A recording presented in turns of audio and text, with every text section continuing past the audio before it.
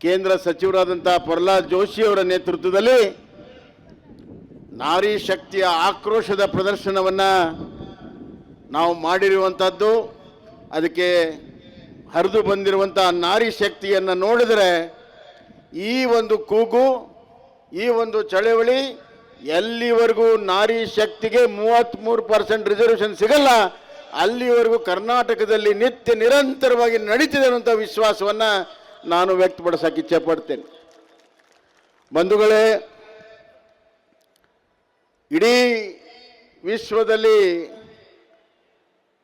ಮನುಷ್ಯನಿಗೆ ಇವತ್ತು ಶಕ್ತಿ ತುಂಬುವಂಥ ಕೆಲಸ ಮನುಷ್ಯನ ಜನ್ಮದಿಂದ ಹಿಡಿದು ಎಲ್ಲ ಸಂದರ್ಭದಲ್ಲಿ ಪುರುಷನಿಗೆ ಶಕ್ತಿ ತುಂಬಿ ಯಾವುದಕ್ಕೂ ಕೂಡ ನಾನು ಹಿಂದಿಲ್ಲ, ಸರಿ ಸಮಾನ ಅನ್ನುವಂಥ ತೋರಿಸುವಂಥ ಕೆಲಸವನ್ನು ಮಹಿಳೆಯ ಮಾಡಿದ್ದಾರೆ.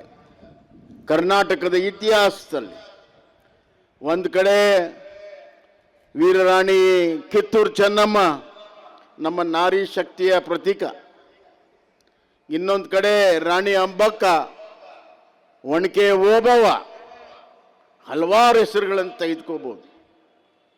ಅಷ್ಟೇ ಅಲ್ಲ, ಆಧ್ಯಾತ್ಮಿಕದಲ್ಲಿ ಯಾರಿಗೂ ಕಡಿಮೆ ಇಲ್ಲ ಅನ್ನೋಂಥ ಅಕ್ಕ ಮಹಾದೇವಿ. ಯಾರು ಕಮ್ಮಿ ಇದ್ದಾರೆ ಇವರೆಲ್ಲ? ಯಾವ ಕಾಲದಲ್ಲಿ, ಯಾವುದು ಸಮಾನತೆ ಇರದಿರುವಂಥ ಕಾಲದಲ್ಲಿ ಧ್ವನಿ ಎತ್ತಿದವರು ಇವರೆಲ್ಲ. ಇವತ್ತು ನಾವು ಕಲಿಯುಗದ ಆಧುನಿಕ ಕಾಲದಲ್ಲಿ ನರೇಂದ್ರ ಮೋದಿಯವರ ಕಾಲದಲ್ಲಿ ನಾವು ಧ್ವನಿ ಎತ್ತಿದ್ರೆ ಯಾವಾಗ ಎತ್ತಬೇಕು?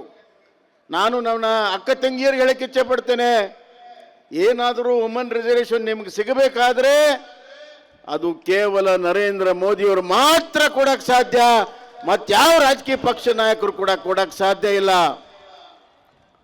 2023 ನಮ್ಮ 2-3 ಅಂಶ ಮೆಜಾರಿಟಿ ಇಲ್ದಿದ್ರು ಎಲ್ಲ ವಿರೋಧ ಪಕ್ಷಗಳನ್ನು ವಿಶ್ವಾಸ ತೆಗೆದುಕೊಂಡು 33% ರಿಸರ್ವೇಷನ್ ಮಾಡಬೇಕು ಅಂತ ಹೇಳಿ ಸಂವಿಧಾತ್ಮಕವಾಗಿ ಈಗಾಗಲೇ ಅದನ್ನು ಮಾಡಿಬಿಟ್ಟಿದ್ದಾರೆ. ಮುಂದೆ ಯಾವುದೇ ಸರ್ಕಾರ, ಬಿಜೆಪಿಯ ಸರ್ಕಾರ ಅದನ್ನು ಮಾಡಲೇಬೇಕಾಗ್ತದೆ. ನಮ್ಮ ಉದ್ದೇಶ 2034 ಬದಲು 2029 ಮಾಡಬೇಕಂತಿತ್ತು. ಆ ರಾಜಕೀಯ ಇಚ್ಛಾಶಕ್ತಿ ಭಾರತೀಯ ಜನತಾ ಪಕ್ಷ ಮತ್ತು ನರೇಂದ್ರ ಮೋದಿಜಿಯವರಿಗಿತ್ತು.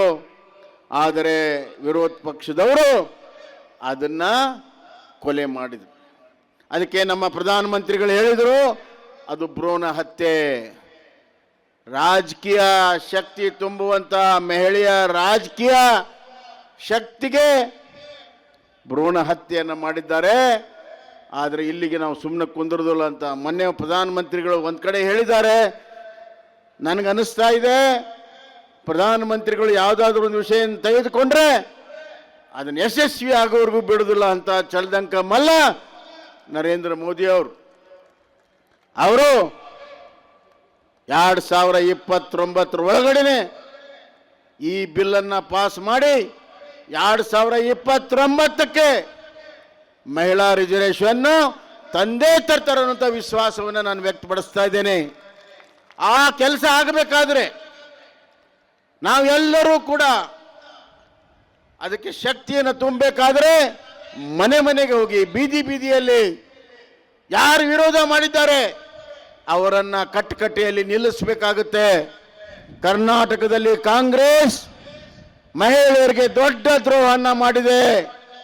ಆಡಳಿತದಲ್ಲಿ ಕೊಲೆ, ಸುಲಿಗೆ, ರೇಪ್, ಒಂದು ನೇಹ, ಒಂದು ಲವ್ ಜಿಹಾದ್, ಪ್ರತಿನಿತ್ಯ ಲವ್ ಜಿಹಾದ್ಗಳು ನಡೀತವೆ, ಹಗಲಲ್ಲೇ ನಡೀತವೆ. ನಮ್ಮ ಹೆಣ್ಣು ಮಕ್ಕಳು ಜೈಪುರು, ಮುಂಬೈ ಇತರ ಕಡೆ ಎಲ್ಲ ಕಡೆ ಹೋಗ್ತಾ ಇದ್ದಾರೆ. ದಿನನಿತ್ಯ ಕೇಸ್ಗಳು ನಮಗೆ ಕಾಣಿಸ್ತಾ ಇದ್ದಾವೆ. ಆದರೆ ರಾಜ್ಯ ಸರ್ಕಾರ ಏನು ಮಾಡ್ತಾ ಇಲ್ಲ. ರಾತ್ರಿ ಹೆಣ್ಣು ಮಕ್ಕಳು ಹೊರಗಡೆ ಓಡಾಡಕ್ಕಾಗ್ತಾ ಇಲ್ಲ. ನಮ್ಮ ಹೆಣ್ಣು ಮಕ್ಕಳು ಹೈಸ್ಕೂಲ್ಗೆ ಹೋದ್ರೆ ಒಳ್ಳೆ ಆ ಮಗು ಬರ್ತಿದೆ ಅನ್ನೋದನ್ನ ಜೀವ ಹಿಡ್ಕೊಂಡು ತಾಯಿ ಕಾಯ್ತಾಳೆ. ಕರ್ನಾಟಕದಲ್ಲಿ ನಮ್ಮ ಹೆಣ್ಣು ಮಕ್ಕಳು ಕೆಲಸಕ್ಕೆ ಹೋದ್ರೆ ಸಾಯಂಕಾಲ ಮನೆಗೆ ಬರ್ತಾಳ ಮಗಳು ಅನ್ನುವಂಥ ಖಾತ್ರಿ ಇಲ್ಲ. ಭಯದ ವಾತಾವರಣದಲ್ಲಿ ಇವತ್ತು ಹೆಣ್ಣು ಮಕ್ಕಳು ಜೀವನ ಮಾಡ್ತಾ ಇದ್ದಾರೆ.